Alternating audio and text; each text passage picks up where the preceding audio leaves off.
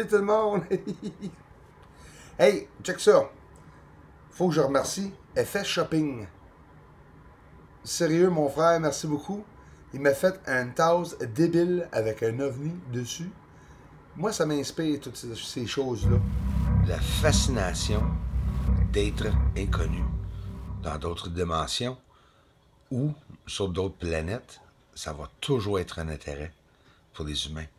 Autant que je crois, et comme Haïm Eshed aurait dit, il a dit que les extraterrestres sont aussi curieux de nous. C'est un peu normal, hein? Et c'est quelque chose d'encourageant pour ceux qui ont peur des aliens. Ben, n'ayez pas peur, hein? Il y aura la technologie, ça fait longtemps de nous détruire, et c'est pas leur but. Ils sont plus civilisés que nous. Je pense que c'est nous les plus sauvages. Et sans farce, c'est peut-être sûrement pour ça qu'ils se montrent pas à tout le monde. À voir la guerre sur la Terre, croyez-moi qu'ils ont un bon œil pour voir ce qui arrive sur la Terre. Ils sont sur la Lune. Il y a beaucoup de personnes qui se demandent exactement c'est quoi que moi je pense avec tout ça. Qu'est-ce que, par exemple, qu'est-ce que Haïm Eshed dit par qu'on regarde Bianchini, le cratère? Haïm Eshed a parlé qu'il y avait des extraterrestres sur Mars. Écoute, moi je prends ça avec un grain de sel, et tout ce qui nous a dit, ça se peut que c'est pas vrai. Ça se peut que ça soit pour nous rendre confus aussi, pour faire de la confusion. Fait que je garde toutes les théories ouvertes possibles. Regarde les bâtisses, là. C'est pas des cratères, hein? Fait que ça se peut que les aliens ont été fabriqués dans un laboratoire ici aussi, hein? Il y a beaucoup de théories qu'on peut appliquer, là. Je suis en train de filmer dehors, présentement, à l'extérieur, avec mon appareil infrarouge. C'est ça que vous regardez présentement. C'est un ovni, un objet volant non identifié dans le ciel, qui semblerait-il, encore une fois, qu'une lumière apparaît dans l'appareil photo. J'aurais aimé ça voir l'appareil photo plus vers la gauche pour voir qu'est-ce que c'était. Puis je vais vous montrer, encore une fois, vu qu'on est dans l'infrarouge, on reste dans l'infrarouge, vite fait un autre objet qui flash dans le ciel. Deux objets qui se promènent. Des lumières qui flashent dans le ciel. Check bien ça, les amis. La lumière en avant va décider d'aller plus vite. Excuse l'expression, comme crisser son camp. Et tu vois que l'autre, il flash. Hey, t'as minute. Tu m'as oublié, man. Je connais pas le chemin. En tout cas, sûrement pas ça qu'ils disent. Mais sérieusement, ça va faire la 5e année que je fais ces recherches-là. Toujours quelque chose d'incroyable dans le ciel qu'on peut voir. Regarde la lumière, phénomène à droite, c'est tout simplement une lumière, mais quand cet objet flash, soit que l'infrarouge ramasse quelque chose, il n'y a absolument rien d'éclairé près de moi. Des fois, c'est des nuages qui peuvent faire cet éclairage, mais non, c'est pas un nuage. Toujours des phénomènes qui arrivent, même avec l'appareil photo, il en arrive des phénomènes. Check-moi ça, une belle flash, hein? Ça, c'est pas pire. Mon but, c'était de voir la surface. Jamais que personne n'a montré la surface. Même pas la NASA nous montre des petits objets sur la surface. Ils essaient de nous faire croire qu'il y a une surface grise. On dirait que c'est de la plasticine. La plastine dans leur vidéo, quand on regarde la surface, des illustrations. C'est ça, la surface. Tu vois de la construction sur la surface. Ça, c'est 3 différentes magnifications. Plus loin, plus près et plus près. Toujours la même qualité, bonne qualité qu'on peut voir la surface. Et regarde le cratère en bas à droite. Fait en partant, on peut peut-être pas voir les supposés endroits d'atterrissage d'Apollo. Les objets sur la surface sont bien trop petits. Mais nous sommes capables quand même de voir une idée de qu'est-ce que la surface a l'air. Ça, c'est le plateau Aristarque. Et tu vois le lignée, si vous voulez, qui se rend jusqu'au cratère Aristarque et ces fameuses lignes sur le sol qui ont l'air construits. Ils sont construits. La Lune est remplie de couleurs. Il y a plusieurs personnes sur la chaîne Bruce Caesar et ici aussi qui me demandent, Bruce, as-tu trouvé le lac bleu ou vert? On voit des couleurs, même là, à gauche, tout près de Copernicus. Il y a du vert, il y a des bleus, des jaunes. Il y a des endroits qu'on dirait que ce sont des déserts. Mais c'est quoi cette rectangle? Essaye de prouver à moi que cette rectangle avec les deux lumières très égales, chaque bord à bord, là, avec un objet gigantesque, juste là. Je sais pas si vous le voyez, là, mais moi, je le vois. Essayez de me faire croire que c'est pas quelque chose de construit par une race intelligente. C'est sûr et certain.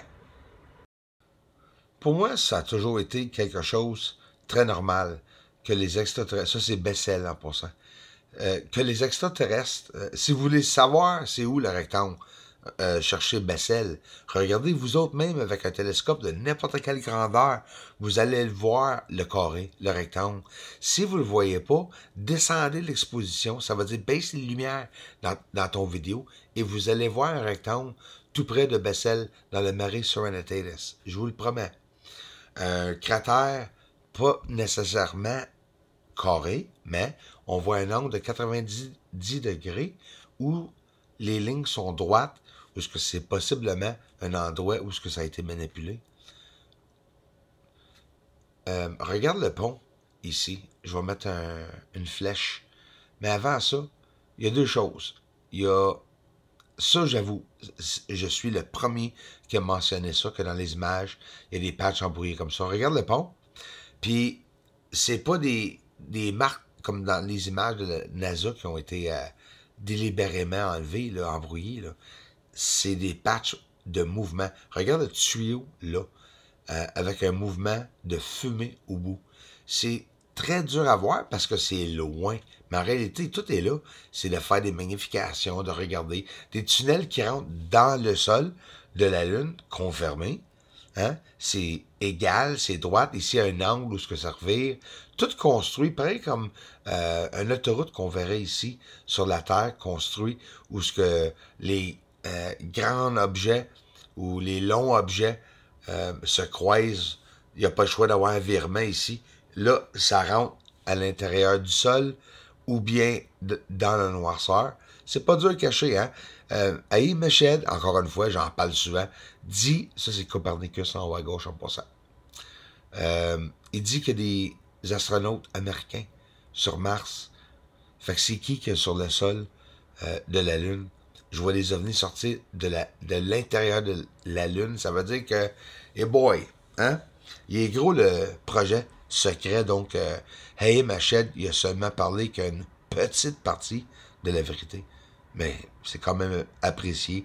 Et comme je vous dis, pendant que vous regardez cet objet qui a reviré de bord et changé de direction pour croiser Neowise, oublions pas que faut tout prendre avec un grain de sel, avec ce que Haïm Eshed dit. Ça veut pas dire nécessairement qu'il faut tout croire, mais c'est le fun de les voir changer un peu leur plan ou bien leur technique. Un objet en train de se casser, même changer de trajectoire, l'objet à droite, ça c'est Neowise à la gauche. C'est quand même impressionnant que ce gros objet a passé devant et a cassé en morceaux. Oups, j'ai-tu oublié de... Ben oui, ça c'était supposé être à la fin de l'autre, ça que tu viens de voir, cette flash-là. Le petit ovni perdu, c'était un ovni en infrarouge. Mais là, nous ne sommes pas en infrarouge, des amis. Nous sommes sur la surface de la Lune. Il n'y a pas juste des flashs blancs sur la Lune, il y a des flashs et des illuminations, dim illuminations, ce que je dis en anglais. C'est pas trop... Ben c'est fort, oui, mais tu vois que c'est comme un feu que sur la surface, on va le regarder encore. Une lumière qui s'illumine, mais tu vois que c'est comme... C'est pas comme une explosion, hein, c'est plus doux, c'est plus tranquille. Ça arrive plus tranquillement. Tu vois pas de grosses explosions, mais en réalité, c'est gros qu'est-ce qui arrive là, cette lumière. C'est une porte qu'ils ont ouverte sur le sol pour montrer ça? C'est quoi qui arrive pour avoir cette illumination? Est-ce que c'est une réaction chimique qui arrive sur le sol? Est-ce qu'ils sont en train de travailler dans des compagnies puis que les feux qu'on voit, c'est à cause du travail qu'ils sont en train de faire sur le sol.